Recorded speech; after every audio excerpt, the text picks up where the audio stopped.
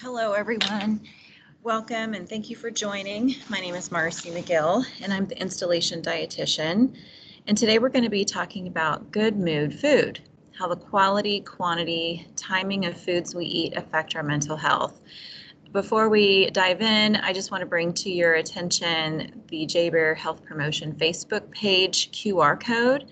So take a minute and grab your phone, take a picture of that QR code, and follow us on Facebook, where you can get more information on nutrition, cooking, fitness, and tobacco cessation. We post things daily, most days of the week, and we're quite active on there. So if you are not able to take a picture, you certainly don't have to, but I encourage it. You can find us at JBear Health Promotion if you search Facebook. So we're going to be looking at mental health impact from the Standard American Diet, or SAD. We'll be looking at the gut-brain axis and how probiotics and prebiotics influence that, fueling our mind through nutrient combining and timing and blood sugar control, as well as looking at some good mood nutrients, and then we'll be putting it all together. Mental health statistics. So the evidence is growing. Our food choices are strongly implicated on the impact of mental health and the risk of developing or making worse depression and anxiety.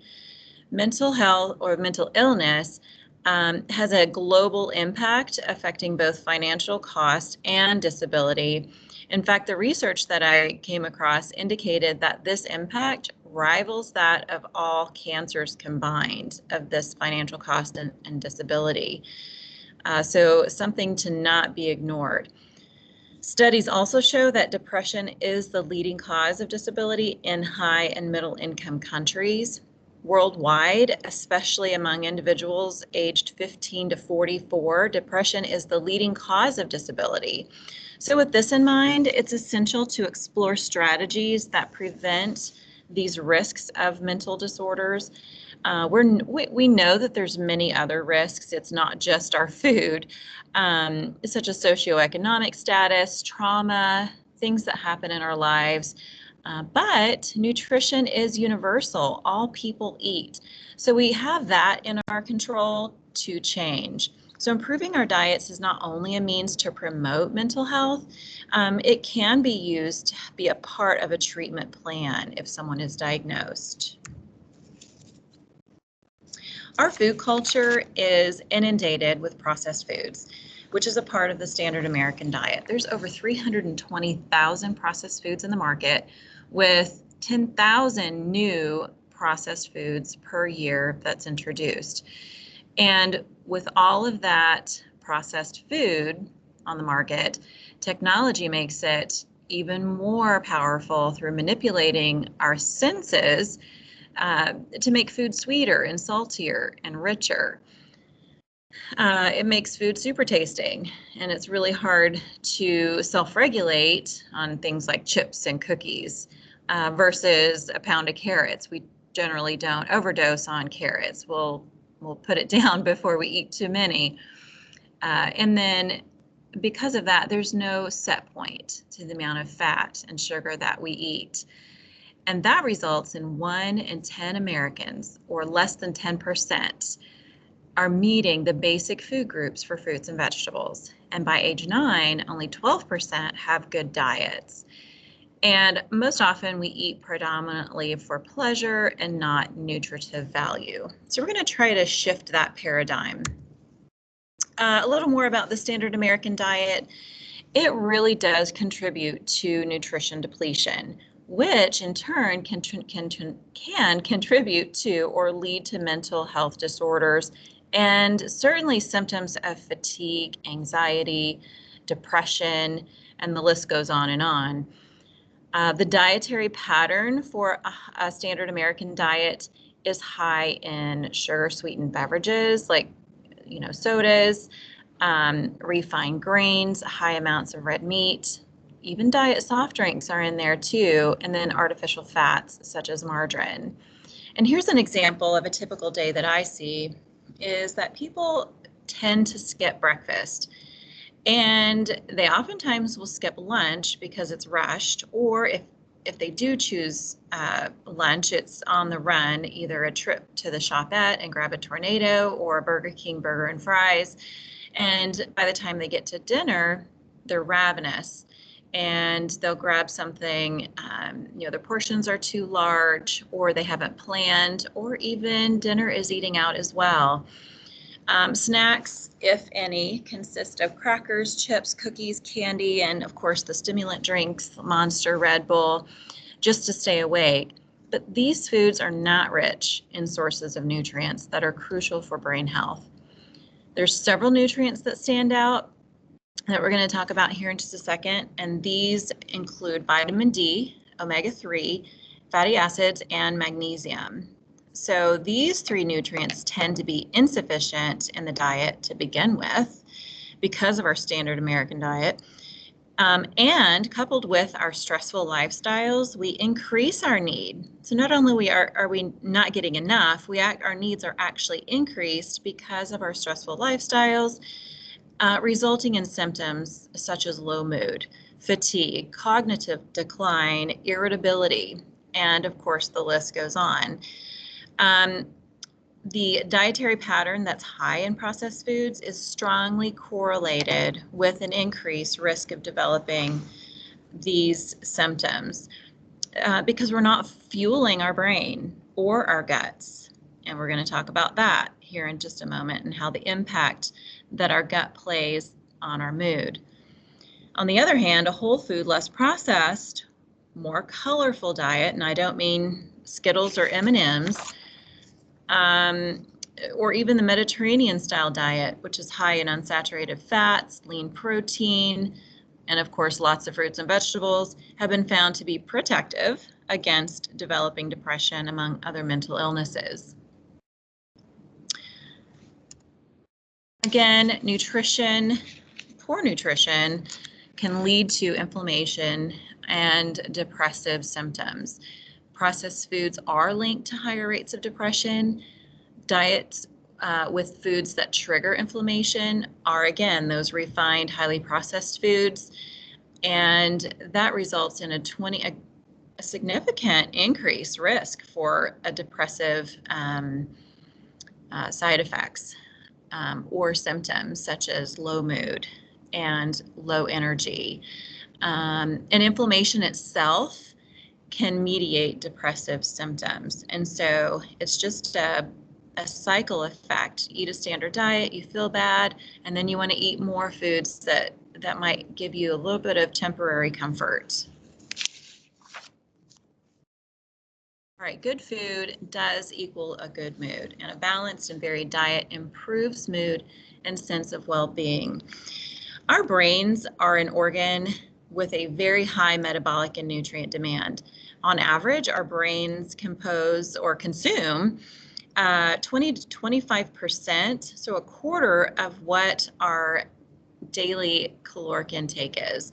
So off the top, it could take up to 400 or 500 calories depending on how many calories you need. Our brains are also composed of 60% fat, high concentrations of cholesterol and polyunsaturated fatty acids, such as omega-3s and omega-6s. So that's why those essential fatty acids are important. So with that, over the next few slides, we'll be looking at the brain-gut relationship and how that impacts the production of our happy hormones. Then we'll look at good mood nutrients such as omega-3 fatty acids, vitamin D, and magnesium. And that's not an exclusive list. There's so many more nutrients, but of course, for the sake of time, we're going to cover those three.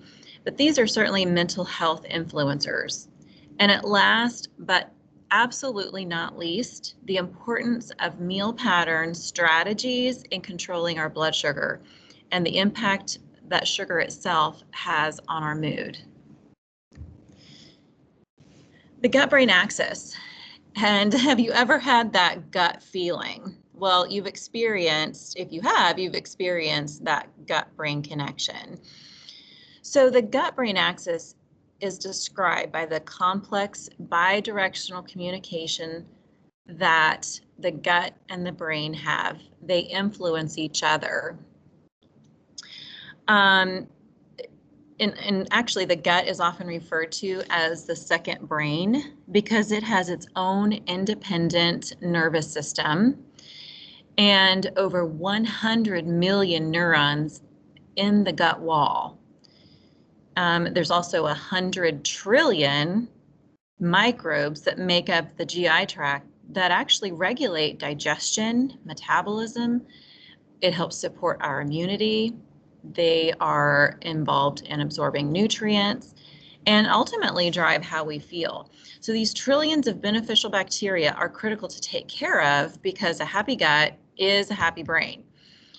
Our guts and our brains, again, are highly connected. And they're connected through what we call neurotransmitters. And you've probably heard of serotonin, dopamine, acetylcholine is another one, endorphins, just to name a few. These are all mood impacting, and they help us feel calm, less anxious, upbeat, even giving us a feeling of overall well-being. So this is so important because neurotransmitters are produced in the gut by these microbes, but in such high amounts. So 95% of serotonin is produced in the gut and then transported to the brain. And then 50% of dopamine is produced also in the gut. Another neurotransmitter is called GABA, and it's also produced in the gut, and that helps control feelings of fear and anxiety. Acetylcholine, as I mentioned, is important for memory and cognitive function and brain development, especially in infants. Well, if a healthy gut is a happy gut, how do we care for it? We first need to focus on minimizing processed foods high in sugar because those are nutrient depleting. But next we need to think about how we can protect and continue to grow good gut bacteria. So we need to consider incorporating healthy sources of probiotics. And these probiotics come from fermented foods that contain healthy sources of probiotics. These are live microorganisms that influence the number or the total amount of bacteria and the variety. So we need both. We need different species of bacteria in our gut to be healthy. The function and importance of probiotics is a fairly new area of research, and human studies are pretty low. There's not that many, but the existing studies out there are promising. And so we can look around at this picture and look at the different sources. So at the very top center is yogurt that has live microorganisms such as lactobacillus, and that's primarily involved in the production of serotonin in your gut lining. Tempeh to the upper right, we'll just go around the clock there. And then we look at the beverage, which is kombucha. You can find that fairly regularly in the store. Kimchi in the bottom right. Pickles, I believe that's cottage cheese.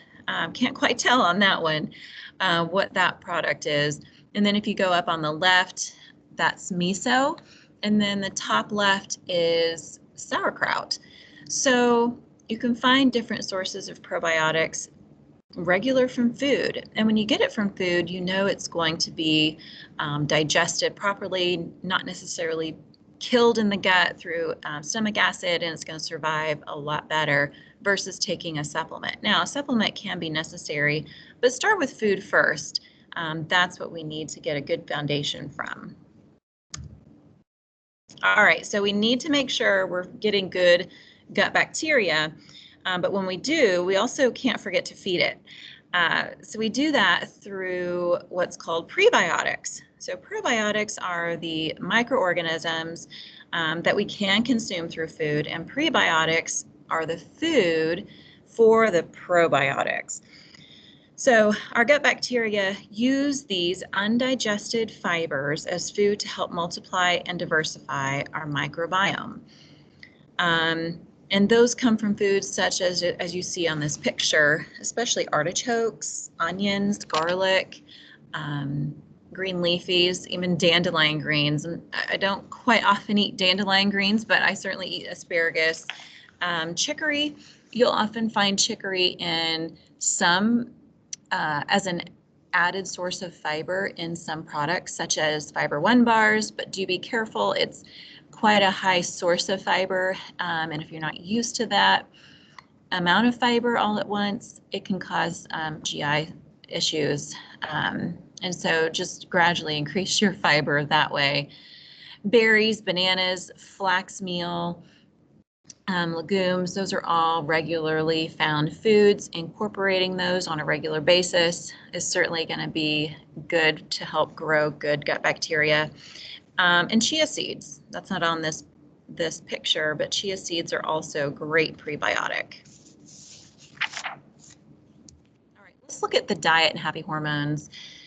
So now that we've taken care of our gut, we're including good healthy probiotics, we're feeding that through good, and you only get that through fruits and vegetables, by the way. You notice the trend here. We can produce happy hormones now because majority of them are produced in the gut.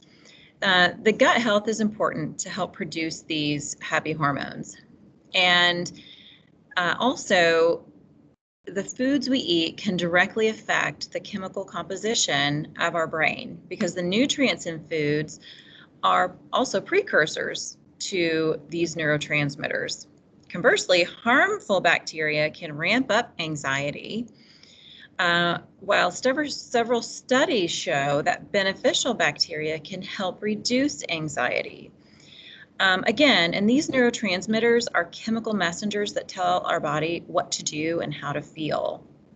So here's an example of a conversion. So take tryptophan, which is an amino acid, and it's famously found in turkey.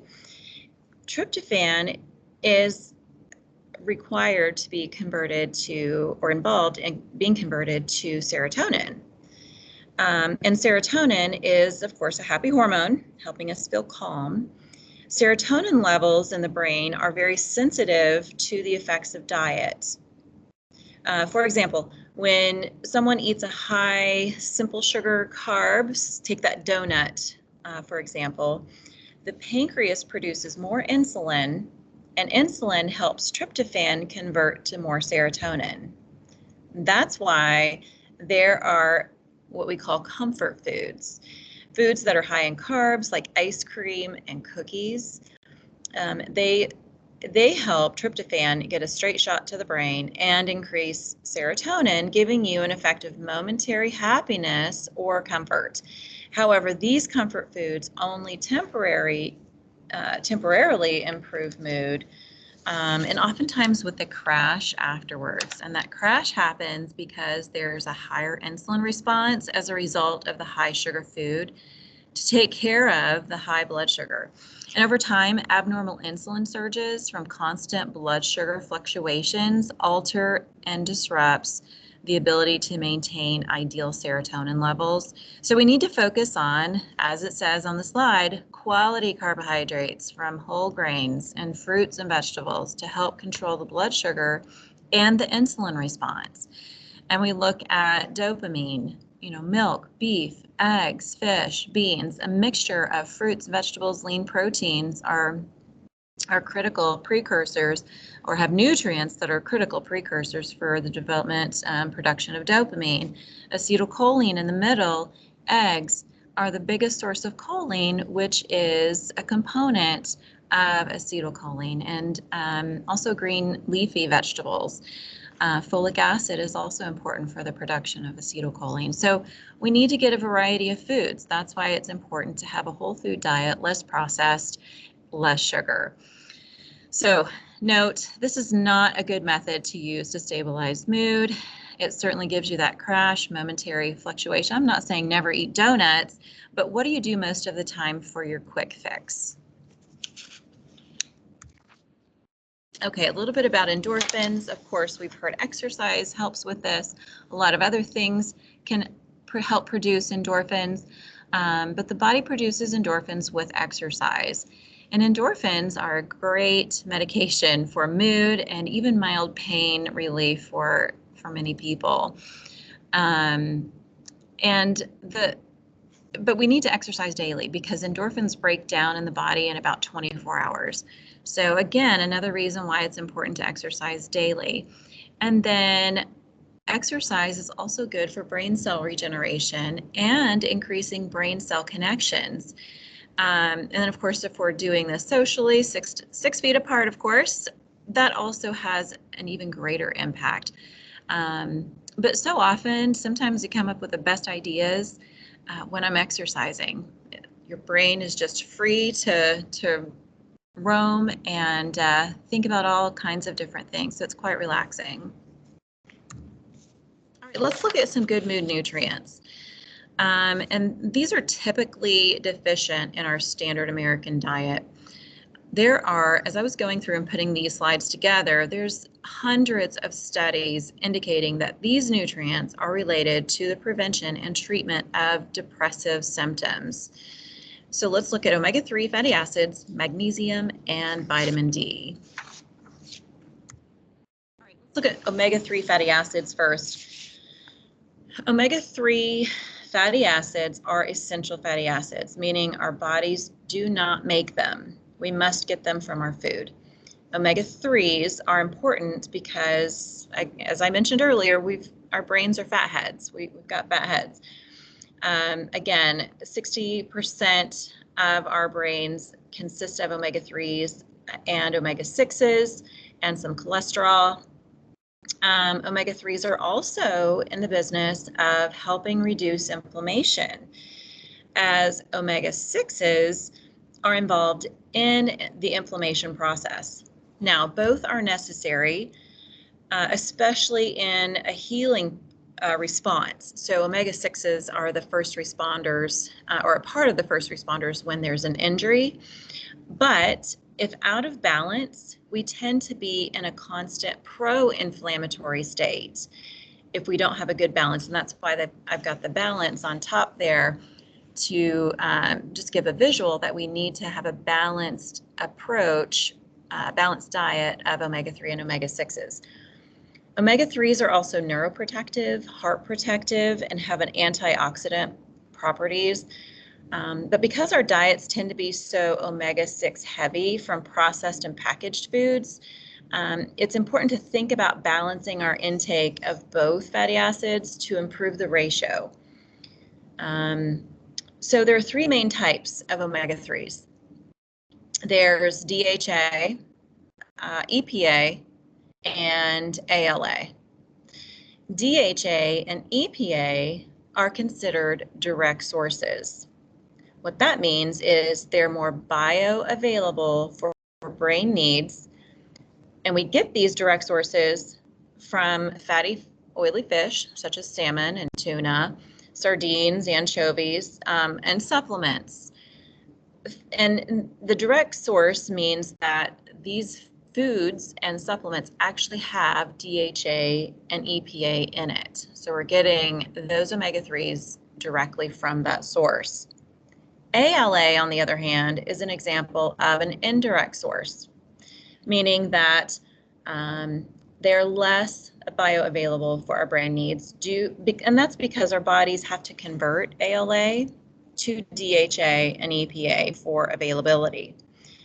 ALA omega-3 fatty acids are found in nuts, nut oils, avocados, chia and flax, walnuts, but these are still wonderful sources of prebiotics, as we talked about, and vitamins and minerals, vitamin E, which is a great antioxidant, but they do have a poor conversion rate of ALA to DHA and EPA for brain needs.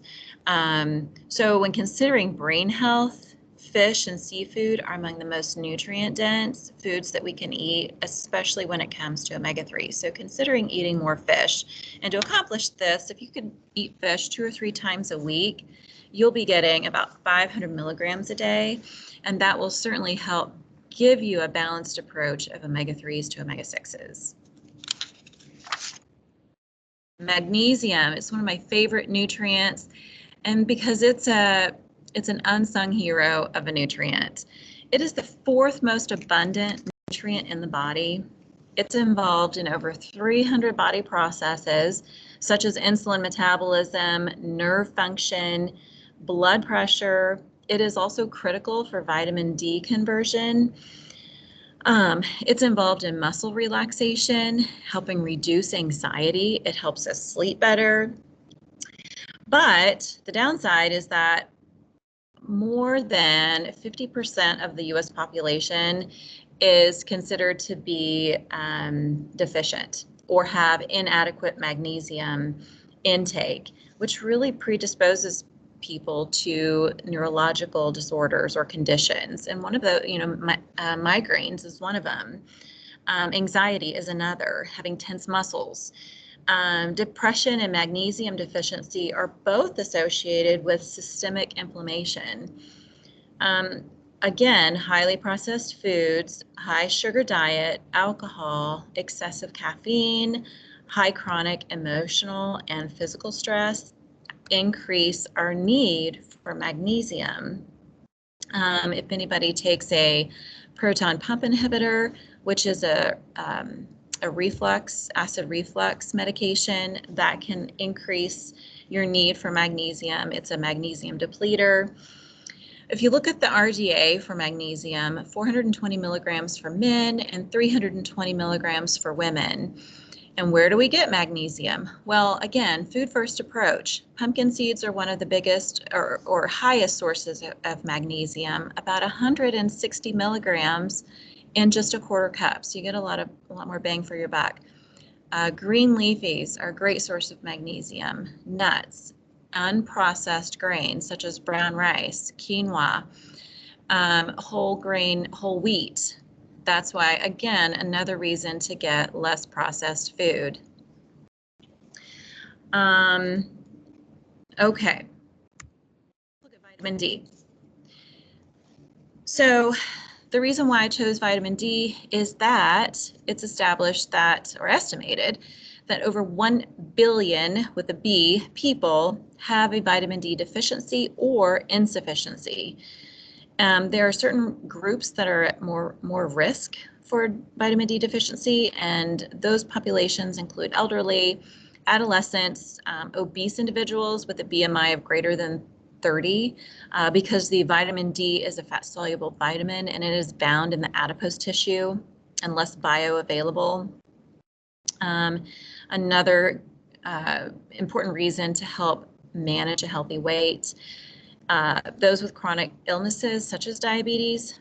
And so we get vitamin D from either dietary sources, such as from fortified foods, as mentioned on the slide, milk, yogurt, orange juice, some cereals. Again, look at the label. Not all yogurts are fortified with vitamin D. It is not naturally occurring in these foods. It is fortified. However, some naturally occurring sources of vitamin D, again, we go back to the fatty fish, such as salmon and tuna.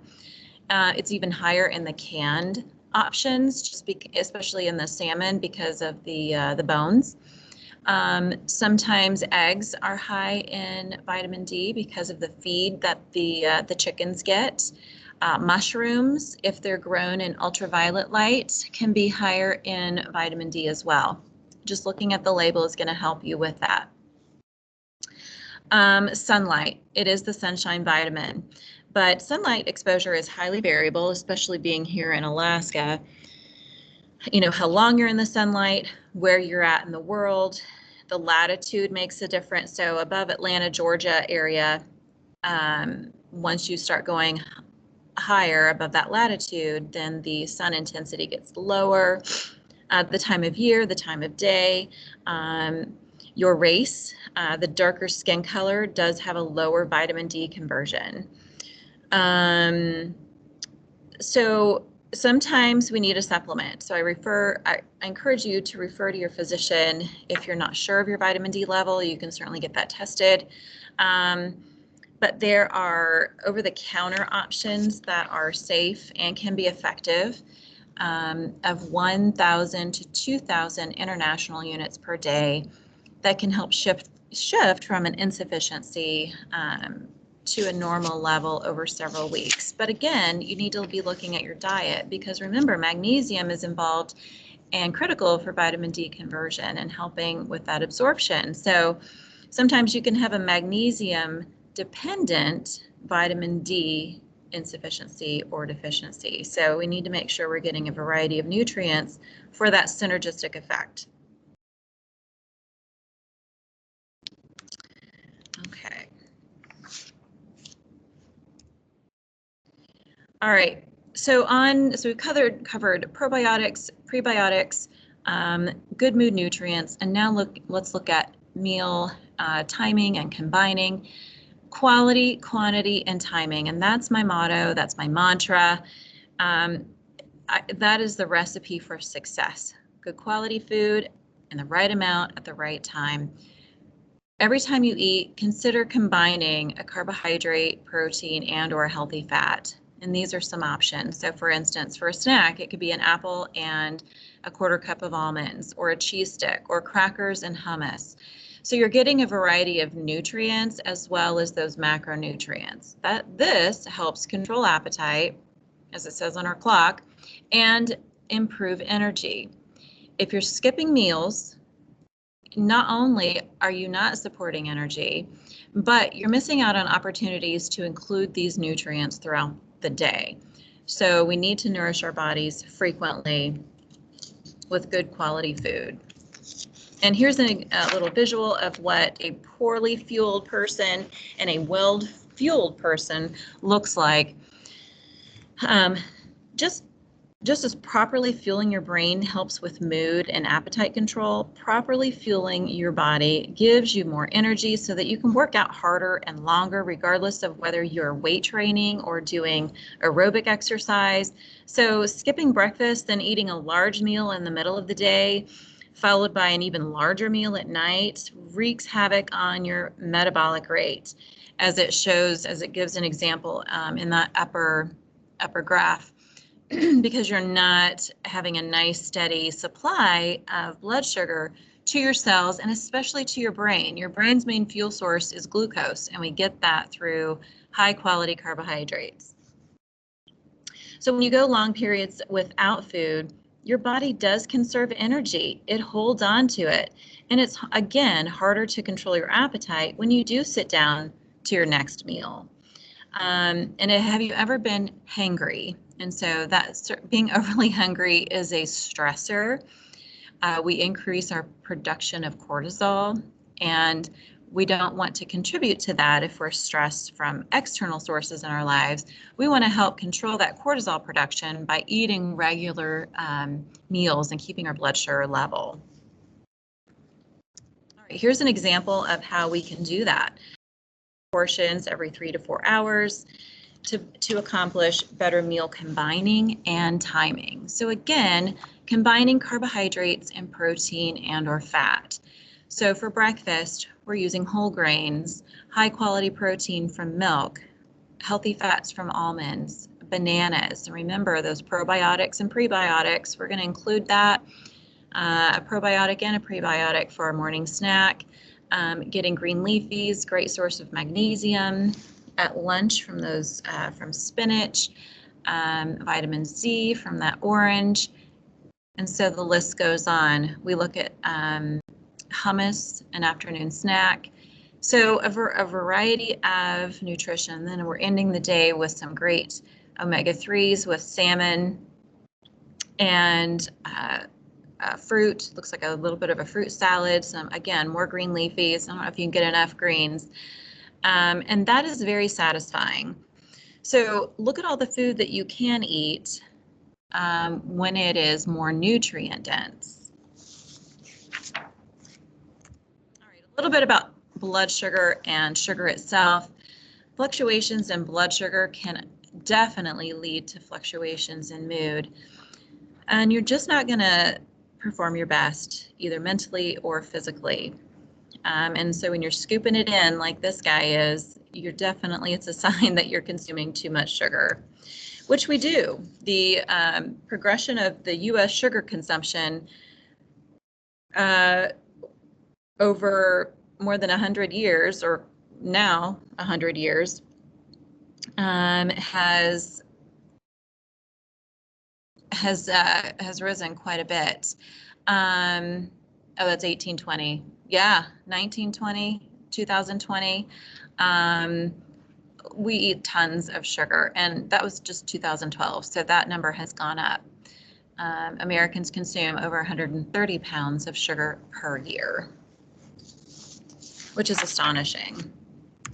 Sugar can definitely contribute to a declined mental health status because of a cascade of biochemical reactions that result in chronic inflammation in the body.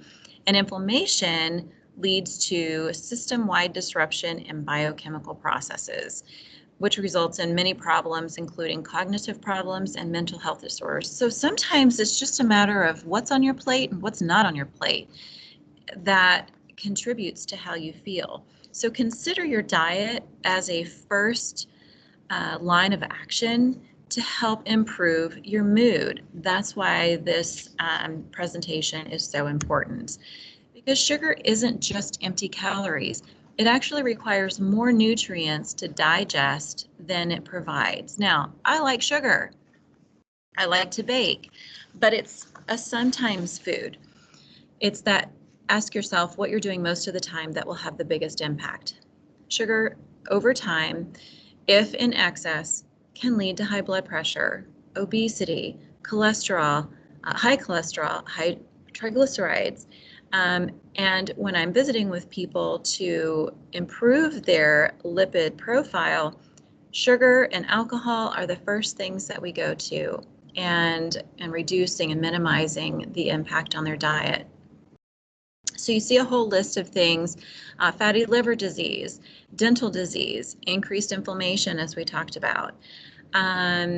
So it's important to have a reduction in inflammation, and we can accomplish that through eating whole foods. Again, bright colored foods, whole grains, and that just makes it all the more important.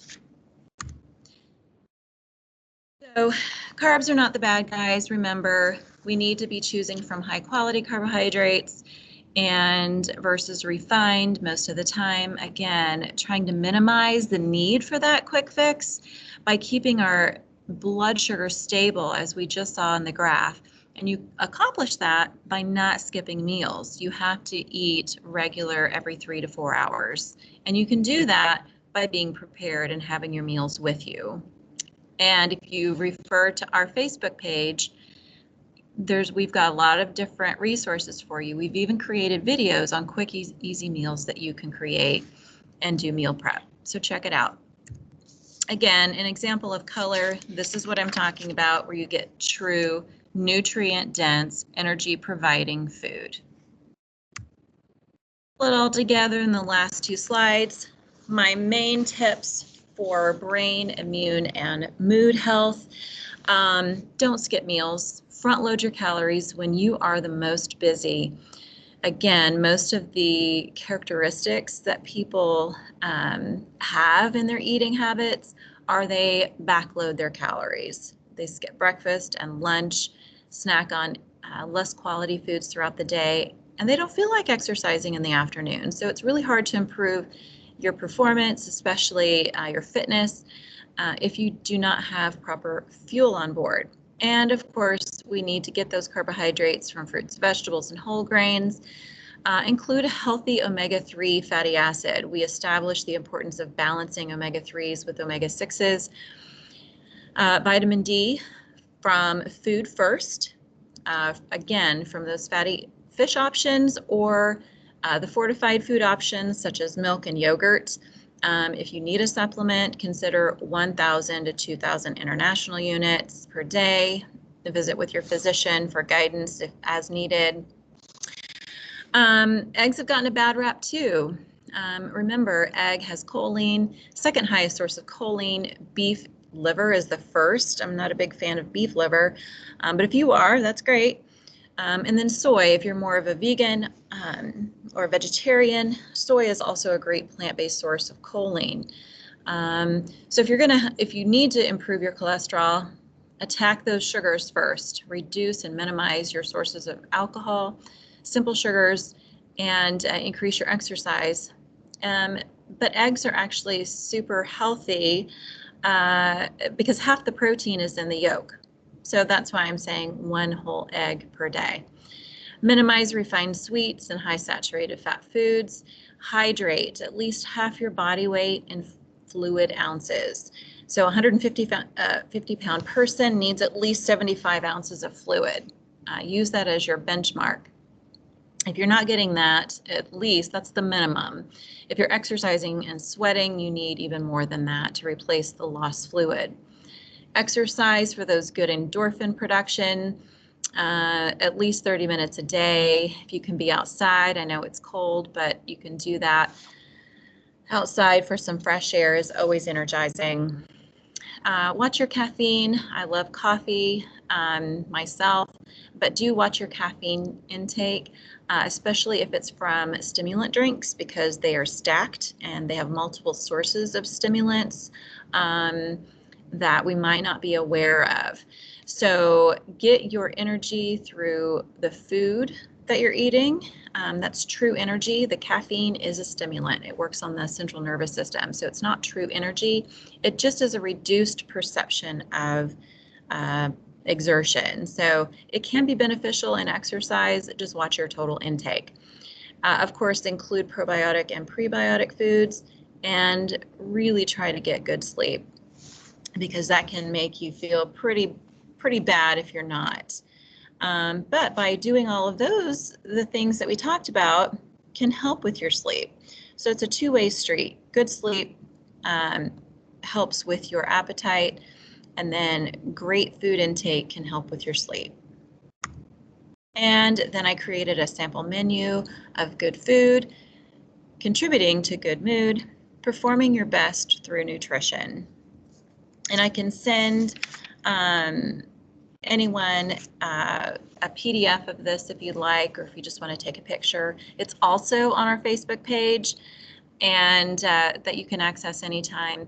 This contributes about 1,600 to 1,700 calories. For men, you might need a little bit more than this. So, but this pulls everything together that we talked about: probiotics, prebiotics, those good mood nutrients, good meal combining and timing, and we're eating every 3 to 4 hours to accomplish 5 times throughout the day. So 3/4 of your calories should be consumed in the first 3/4 of your day. So if your meal pattern doesn't look like that, maybe that's a change you need to accomplish. So that is all I have, and I thank you for listening. And if there's another topic that you would like covered, let me know as well. But thank you for joining, and be sure to perform your best through nutrition.